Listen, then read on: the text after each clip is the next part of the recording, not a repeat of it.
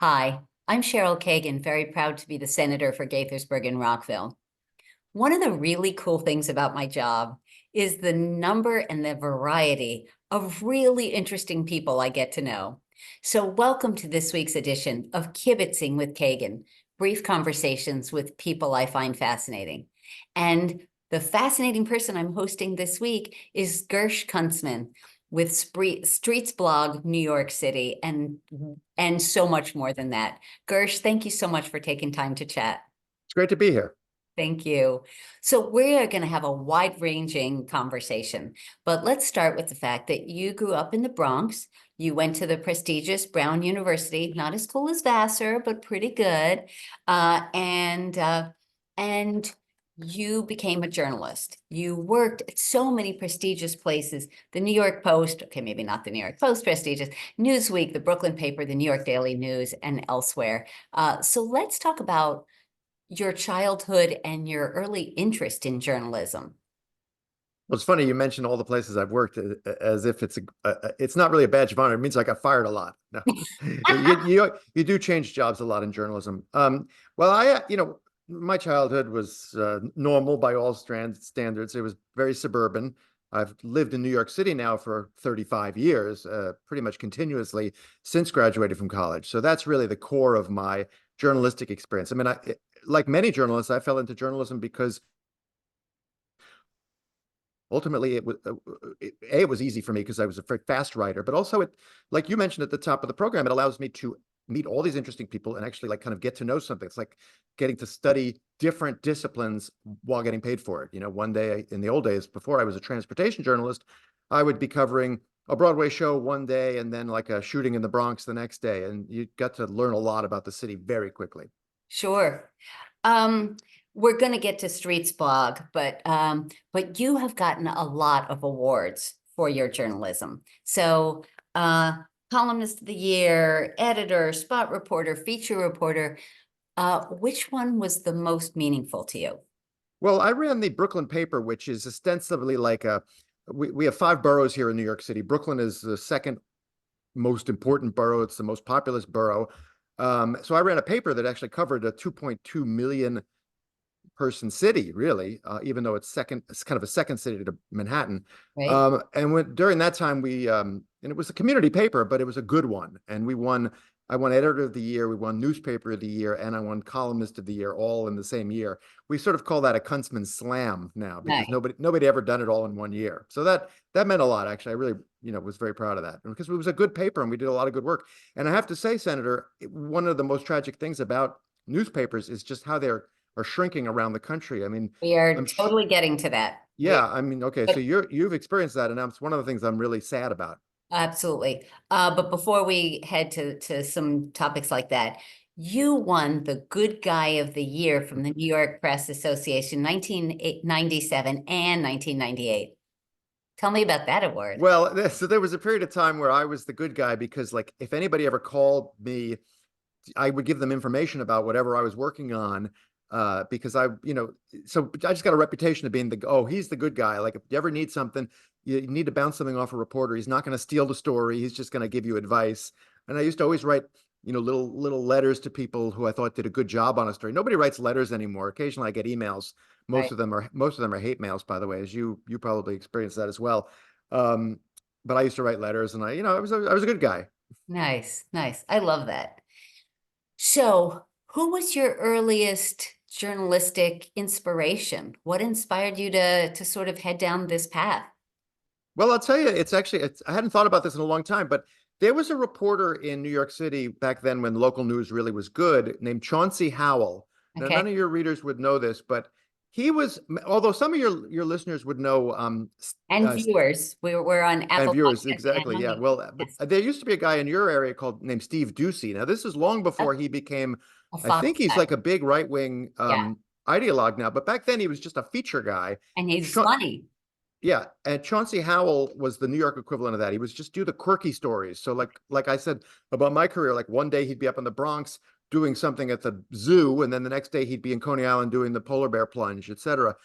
That sort of and George Plimpton, the author, the sort of participatory journalism that they were doing, Sure. that really did inspire me because I saw at that time that journalism could be really fun, like being a feature writer. That's how I got into the business as a feature writer. Um, you know, you didn't have to write about yourself, obviously, those guys did, but it just could be a lot of fun just to get to know all the different weird things about the city. Love it. Love it. So Sarah Palin said she read all of the papers, all of the journalistic out and all the media. What do you read regularly, and do you read anything on paper versus online? Yeah, I still get the New York Times in print every morning, Okay. and I do read it. I find that, and I do listen. I'm not anti-new journalism. I'm not anti-digital. Streetsblog is a transportation website. We don't even have a print product, but I find that when I read a print product, I see stories that I wouldn't have seen otherwise. Like 100%. when you're online, you're like, oh, look at the headline. Okay, that's great. But if you're just flipping through, like I read an article yesterday about the Panama Canal, then they're having a drought in Panama. It's going to affect the canal. It's like I never would have clicked on that story. It wouldn't have, you know, whatever. But it Right. just was fascinating. Yes. Agreed. Agreed. So do you want to name some of the online papers that you especially admire? Well, in print, I read the Times and the New Yorker magazine. I think they're just indispensable. And I Right. read like Sarah Palin, I read everything. I'm not sure if she was telling the truth, but nonetheless, you know, the New York Post, the Daily News, very different perspectives on the same city that I cover. Right. And they're indispensable here in New York. Beyond that, I'll look at the Washington Post occasionally, just because I think their national coverage is much better than the New York Times. And I don't say that as a Times hater. I just say that because I think the Times has a fairly elitist view, especially on foreign correspondence. They're very privileged, which I don't like. I like the foreign reporting to be a little bit more balanced, frankly. Right. Right. I also think the New York Times is, at least for a long time, had been relentlessly pro-Israel. And I'm Jewish, so we can talk about anti-Semitism all you want, but the government of Israel has done some things that I think are indefensible, and the New York Times has consistently been a cheerleader for that, and I find it odd. So let's not go down that rabbit hole, because this could end up being a 3-hour Hmm. conversation. Uh, so as a journalist during in the digital age, what's the most challenging? And you were part of that transition period. How did that go for you? Yeah, I made a lot of mistakes, Senator. I mean, I was actually present at the creation of digital media. I worked at a website called pseudo.com, which was literally the first digital broadcasting outfit. We covered the Republican convention in 2000 with cameras on the floor of the convention. We had a skybox. We interviewed people, just like, actually kind of like exactly what you and I are doing right now. We did that on the internet in the year 2000. Wow. And that was so far ahead of its time that I couldn't even really understand what I was in the middle of. And I know that that's probably a fairly common complaint among people who are in all sorts of professions. You know, I'm sure finance bros are sitting around saying, yeah, I wish I had known about the dot-com bubble before it happened, whatever it is. Right. Digital media, look, it's almost like photography. Everybody in the country is taking pictures. There's more pictures being taken than ever before, and there's more garbage than ever before. Yes. So I often tell young journalists, like, in some ways, this is the best time to be a journalist, because thanks to the internet, your story can be read all over the planet in seconds. Mhm. That's great. And there's more outlets to publish your stuff, Medium, Substack, et cetera, et cetera. And like what we're doing right now on a podcast. Right. But the problem is there's so little money coming into the business right now that there's fewer and fewer gatekeepers and fewer legacy media that are actually good. And we mentioned earlier, like the Brooklyn paper, a community paper, or I'm sure Montgomery County, you know, had local papers, stronger local papers. I worked at a community paper in Westchester County, New Mm. York, which is Similar. very similar. We can. And that paper's been gutted. And as a result, and in fairness to you, Senator, you know, you do a good job, but you do want scrutiny of what you do. If you screw up, the public should know about it. And I Absolutely. don't think that's happening as much anymore. So talk about that. The decline of the media, the number of options, the number of outlets that are credible and not just the ideological or stakeholder Well, outlet. I'm not even really getting into the issue of various ideologies. And because, you know, obviously Fox News and CNN, these are well-funded organizations that exist on a much higher level than I'm talking about. I'm just really talking about the local community paper Yeah. that you could pick up, and there was a reporter who went to that town board meeting the night before. And even if it wasn't written in the greatest I used to try to do a good job with that, but most of the time you read a community paper, it's just a chronological listing of what happened, and then Joe got up and said this, and then Susan got up. But even at the end of the day, that would still inform public opinion and public debate. Yes. And I honestly believe that, I mean, there's a lot of reasons why our democracy is imperiled right now, but one of them is there's nobody really trusts, even when newspapers do the legwork of going to those meetings, nobody really trusts it. They think there's an ideology of the reporter. And I have to be honest, just as I believe that on a state Senate level or a General Assembly level, that the legislators they really just want to do the right thing, there still is this perception that they don't, that reporters have a bias. And it's unfortunate because most of the time we're literally just trying to cover this event as best we can and try to put the perspectives in there. So, for example, when I go to a city council meeting in New York City, we cover, all stuff related to transportation. There's always opponents of the things that we are covering. For example, if they want to put in a bus lane, a car-free bus lane in a neighborhood, the council person from that neighborhood might have legitimate reasons for opposing it.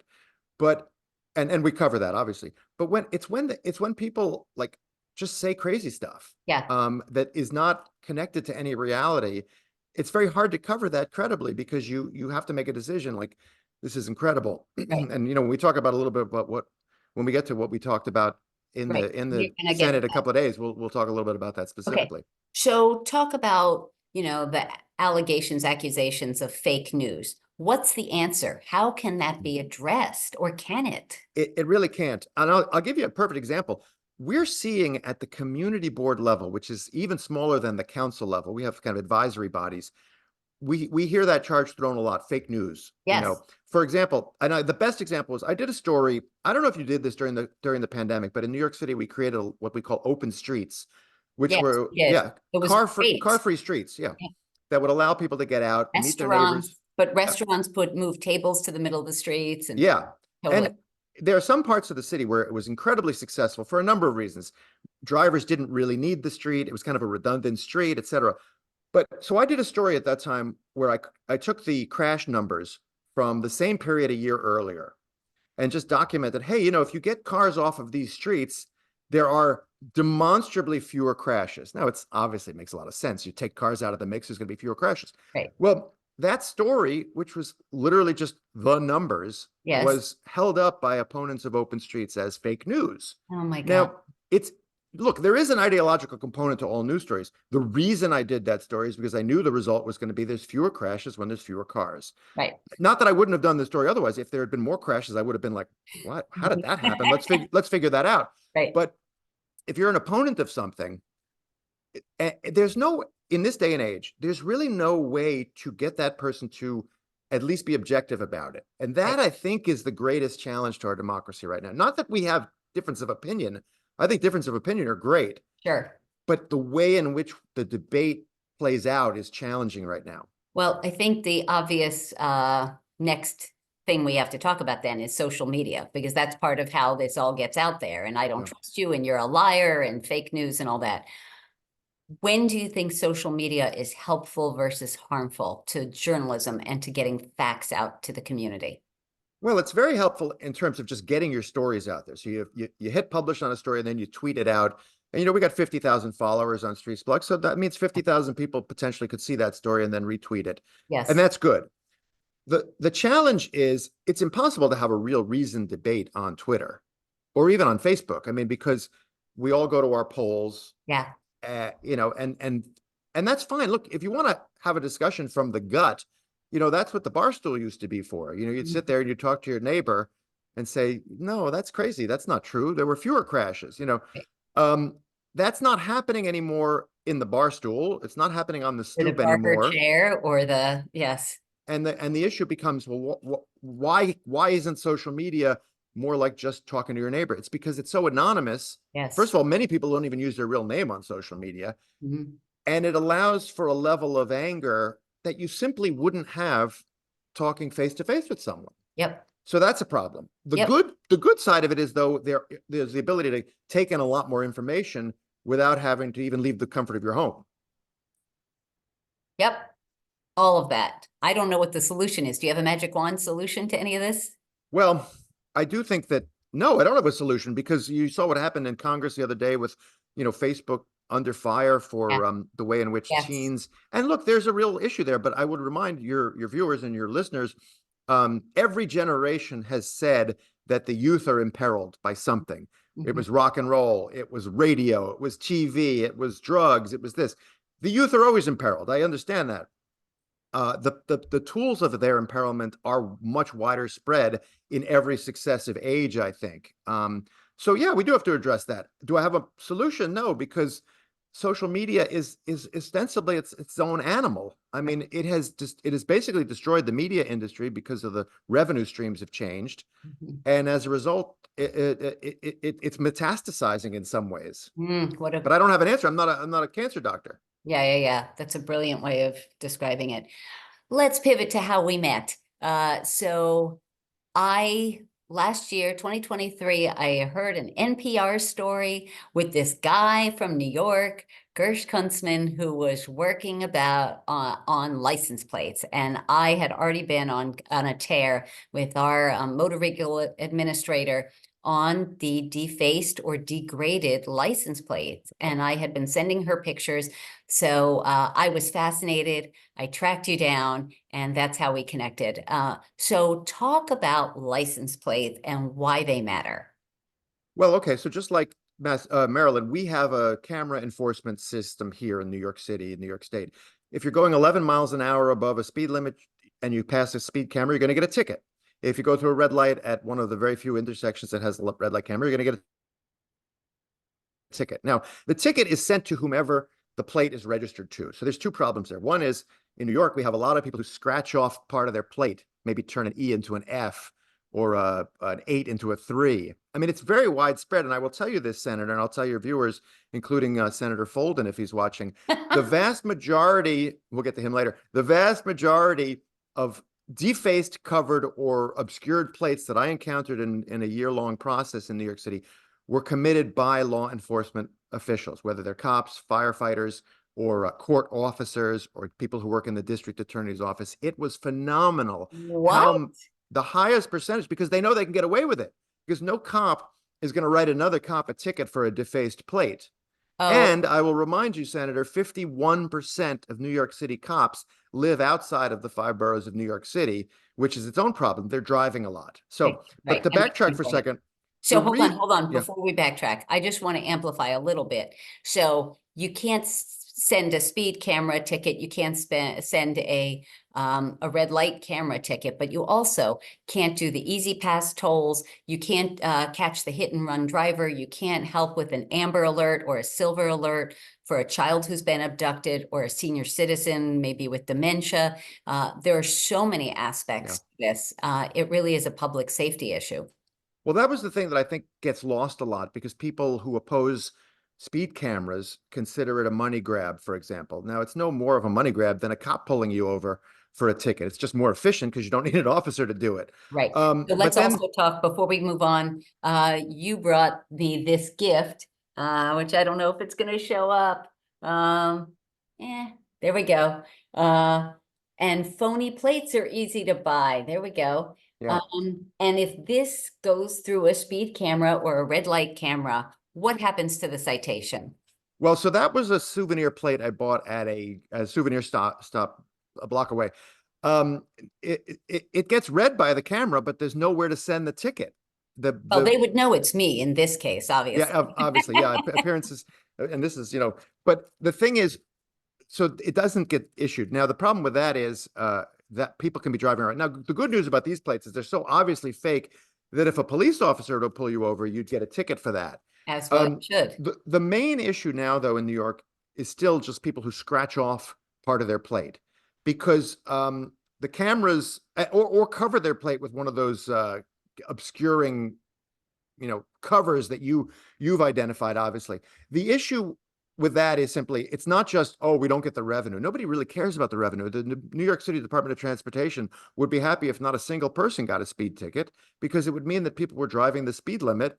And if you drive the speed limit in New York City, chances are if you hit something, you're not going to kill something. Right, right. I mean, that's the basic thing. And if you've got a system that's issuing 6 million speeding tickets a year, as our system does, that means a lot of people are speeding. But if 41% of the speeding incidents can't be logged, which is what we found out last week, that's another, 5 million tickets that aren't being written. 100%. Yeah. All right, so it seems to me that we ought to show folks what it is that we're talking about. And here we've got, I'm just going to show a couple of examples from the hearing. And this is just a great example of a plate that obviously can't be seen by a camera. None of these can be seen, and no citations would ever be sent. And sometimes it's a driver who's gotten into an accident, and so their plate is damaged or folded in some way, so the camera won't see that. And this one, I talked to the driver, and he actually said that his car had been outside in the sun for 6 months, and then he took it to a car wash, and everything came off, which is a little crazy. So I don't buy that, by the way. he was a nice guy. I was willing to take it at face value. Yeah. Okay, so go ahead. Well, those are the kind of things we see as well. I mean, more often than not, it's very subtle. Like I said, an E into an F, Right. Or a piece of reflexive tape, because our plates are blue letters on white. So if you get a piece of white tape, really thick duct tape, it covers it beautifully. Right. So tell me about your experience being down here. You've been working on these issues for a long time. You've been writing about them for Streetsblog. Talk about what you've done up there and what you hope to accomplish down here. Well, obviously, I hope to accomplish being a legend in the Senate of Maryland. But I really want to go back to how this all started, because it is actually an important story. Please. We have a lawyer friend who represents people who have been hurt in bike crashes, because usually they're run over by drivers, et cetera. Yes. And he has also been obsessed with especially police officers who cover their plates. So he was biking to work one day, and he noticed that there was a guy with a police placard. We have these placards that indicate that you're a police officer. He had covered one of the numbers on his plate. So we always know you always have to, before you do anything, you have to look in the front window of the car to make sure the guy isn't sitting in the car, because you may have learned, Senator, people hate when you so much as take a picture of their car, which is in a public place. It's completely legal to take a picture, but also they hate when you touch their car. Yes. So this guy didn't look in the front seat, and he touched the car, and he moved the obstruction off of the plate so that the 3 became the 8 it really was. Yes. He thought nothing of it, but the guy jumps out of the car and says, what the hell? I mean, there was some very strong language used. Yes. What are you touching my car for? He's like, I'm not touching your car, I'm touching your plate, and you can't obscure your plate. And it gets into a whole kerfluffle, and the guy calls the cops. By the way, he's a cop. He calls the cops, and the cops arrest my friend for criminal mischief. Now, criminal mischief is like a graffiti charge, that you've defaced public property or you've defaced someone's private property. In this case, the charge didn't hold up. It was thrown out by the DA because criminal mischief is not what he did. Right. What he did is he did ostensibly criminal unmischief. He ungraffitied the plate, if you will. So that was fascinating to us. We wrote a whole story about it. And then, I don't know if you know, Senator, but I have a band on the side. It's called Jimmy and the Jaywalkers, very popular band in New York. Getting into music, yes. So Jimmy and the Jaywalkers put out a Dylan-esque kind of story of this man's arrest. It's called Criminal Mischief. I urge you, if put a link at the bottom of your screen and show everybody. Criminal Mischief became a incredible hit for 2 reasons. One is it's catchy, but 2, I started doing a series of Twitter videos of me fixing or uncovering people's covered or obscured plates. And then the song would play at the last 30 seconds of it. And so that became a big hit. And I've done about 100 of these videos now. They're all on Twitter under the Gersh Kuntzman Twitter signature. And some of them are just absolutely hysterical. I caught a guy who used a leaf to cover one of his things. Bent plates are obviously popular. I caught a guy who was a top investigator at the Manhattan District Attorney's Office. Wow. And I called the district attorney for a comment, and they fired him because you can't be in law enforcement and violate the law. It's kind of like basic. Right. So there's 100 of these videos, and I think if you start watching some of them, you simply won't believe it. And the postscript of all this is that we're going to start congestion pricing in May in New York City, which is basically a toll. Yes. Don't let anybody tell you otherwise. It's a toll. Right. Tolls have been around for generations. There's no controversy. There shouldn't be any controversy. But anyway, the toll is going to be collected via camera. So if you cover your plate, here we go again. Yeah. So is your work, is this conversation, is my bill going to encourage more people to become scofflaws? Do you worry about that? No, well, your bill, just so your listeners know, your bill would just basically put points on a license if you have a covered plate. We'll see what the Yeah, committee they may negotiate that down to a Yes. fine, but Yes. fines are problematic because you end up hurting poorer people disproportionately to rich people, and a rich person can write off a $200 fine as Right. the cost of doing business, whereas $200 to a low income person is really a lot of money. Sure. But I actually kind of like the point idea because you're a danger to yourself and others if you cover your plate, because Right. you're basically saying I reserve the right to speed with impunity and I don't want to be held accountable for it. Mm-hmm. And that should be something that, just like speeding is points on a license, after an adjudication process, you should get points on your license for covering your plate. It's illegal. But again, as we talk about it, as people who never thought about obscuring their plates hear about, oh yeah, I would stop getting speed camera tickets. I would stop getting red light camera tickets. Isn't it going to encourage more people to do this? No, because most people don't want to break the law. Okay. Like I said, those 5.9 million speeding tickets that get issued every year in New York, the vast majority of them are accrued by 100 drivers, and Yes. the rest of the drivers are more or less observing the law, and very few people want to be breaking the law. I mean, it's a good thing about our society is that 95% of the people would never think of breaking the law, and they're great people. I mean, even the people who break the law can be great people, but they still break the law. Sure. Anyway, I just want to add some data that I delivered at the hearing, which was from one camera in Gaithersburg, in half my district, from just one camera in 2022. There were 8,878 violations from one camera, and only 5,426 became citations because the rest either had plates that couldn't be read. And granted, sometimes the camera's broken, the light didn't flash at night, or there was an ambulance and you're supposed to go through the red light and all that. But that's shocking. That is safety, and that is revenue. So well, we had the same 40% no ticket rate for the same reason.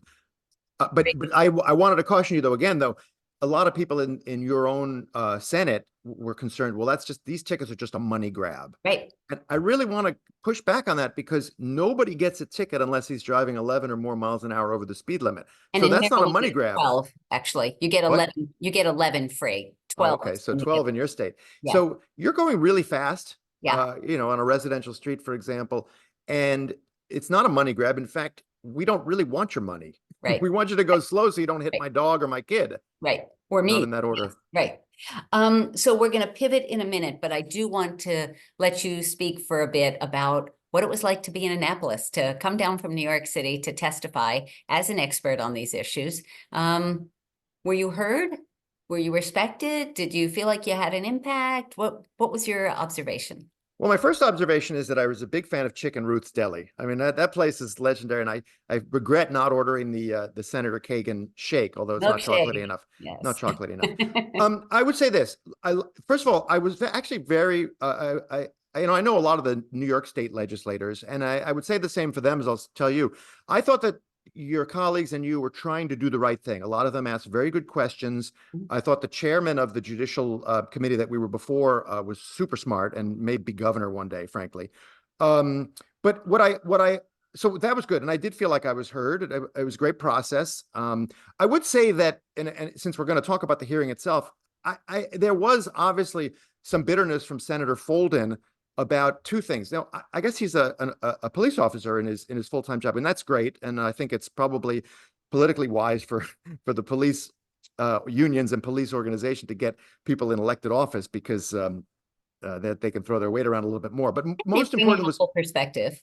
Yeah, but most important was his belligerence was both personal, which I find loathsome, but also his belligerence was wrong on a professional level for one reason. He called the speed cameras a money grab. But at the same time, he said that police officers don't like to make vehicle stops because they're very dangerous for the police officer. And that was a great perspective to hear, but it gives us no choice, because if the police officers don't want to make traffic stops, and yet they're going to oppose speed cameras, then we have a problem of enforcement. And I thought he was wrong about the first part. police officers, maybe they don't want to make traffic stops, but in New York City, the police union opposed speed cameras because they said only an officer should be Mm. stopping cars because we'll find a gun, perhaps, we'll find drugs, we'll find human trafficking. And that's right. We do need cops to But sometimes then pull they're in people over. danger too. And as Senator Folden said, the two most dangerous kinds of crimes or stops for police officers are domestic and traffic stops. Right. But I mean, we're not going to ask police officers not to respond in a domestic dispute because someone could be killed. Right. And the same is true of vehicular stops. Now, I'm not saying we want to have cops stopping every car because, as you know, I don't know if this is true in Maryland, but in New York, that's often done in a completely racially biased manner. We have Right. statistics on that. But that's where the speed cameras come in because, again, you don't get a ticket unless you're going 12 or more miles an hour above the speed limit. And it's much more efficient. And that would solve Folden's problem with the police stops. Yeah. So he was kind of all over the place. And then obviously he was very belligerent to you and other members of the panel, and then tried to deny that he was belligerent when in fact the record shows he was absolutely belligerent. Okay, let's not make this personal about him, but because I want to move on to something way more fun. You wrote a musical called SUV, the musical, and I just want to read a one-sentence description, and this was from 2006. And I don't know if you know this, but in college I had a radio show, Curtain Call with Cheryl Kagan, and I did Broadway musicals, and I'm a whole musical fiend. So the show, presented by Neo Shtick Theater, is described as your standard boy meets girl, boy designs really big car for a girl, girl leaves boy for environmental activist, boy is sentenced to death for crimes against humanity. Yes. Love story. Hilarious. Yeah. We couldn't find it online. Tell us, so what was the genesis? What was your experience? And is there anywhere we can watch even excerpts of it? Well, so a couple of things. So the genesis of that was a very funny interview that the head of Ford Motors had given some Motor Trend or something, where he said, no one ever wrote a love song to an economy car. He was talking about muscle cars, Sure. So the first step in the musical was I wrote a love song to an economy car. It was called My Sure. Little Yugo. And it's like a Beach Boy style song. Uh-huh. And then once I wrote My Little Yugo, we decided, I have a writing partner who is much better a musician than I am. And we decided to do a whole musical. And it is exactly what you said. The guy he runs a big motor company, and he wants to design a really big SUV because he wants to keep his wife safe. It turns out it's not because he wants to keep his wife safe, it's because he's in a side deal with the Saudis about fuel use. But that's a whole other plot. And if you want to listen to the musical, it is on if you go to gershkuntzman.com, there's a link where you can listen to some of the songs in order. You can get the sense of it. But basically, she falls in love with the environmental activist after they have a crash.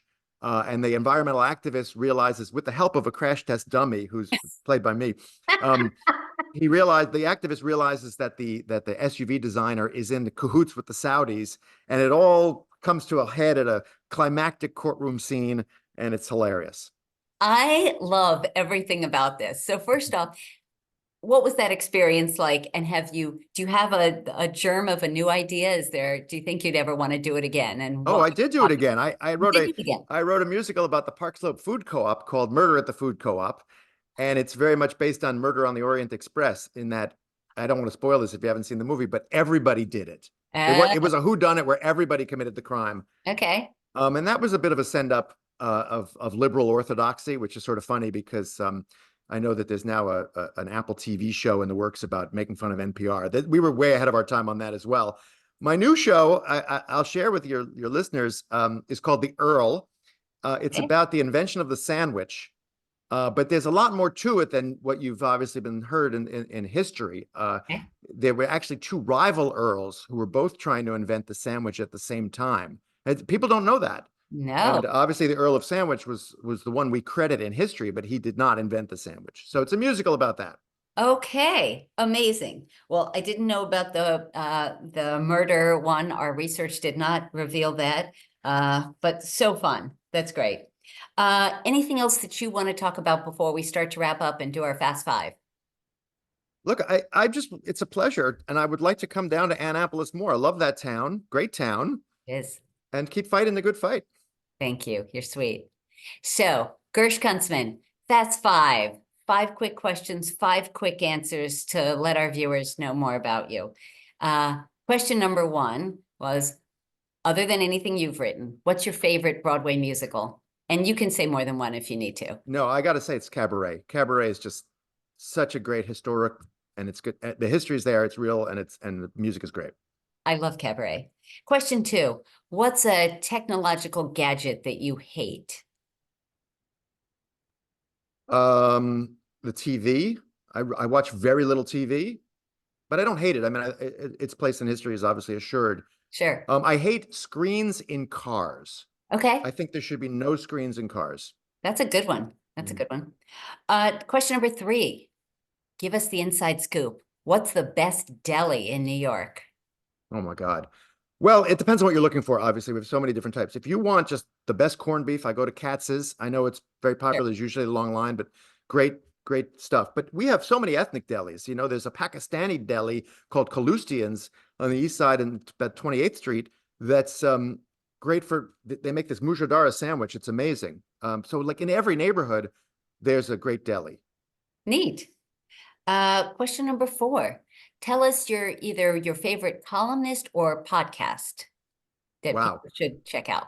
Well, it's a little bit of an inside baseball, but you should listen to the War on Cars podcast. I'm not on it; it's not my show, but the War on Cars podcast is great because it puts the national issue about the War on Cars ideas. It's ironic, the name, the War on Cars, because every time you try to do something to make roads safer, drivers say it's a war on cars. Right. But it puts it in perspective, some of the battles we face around the country.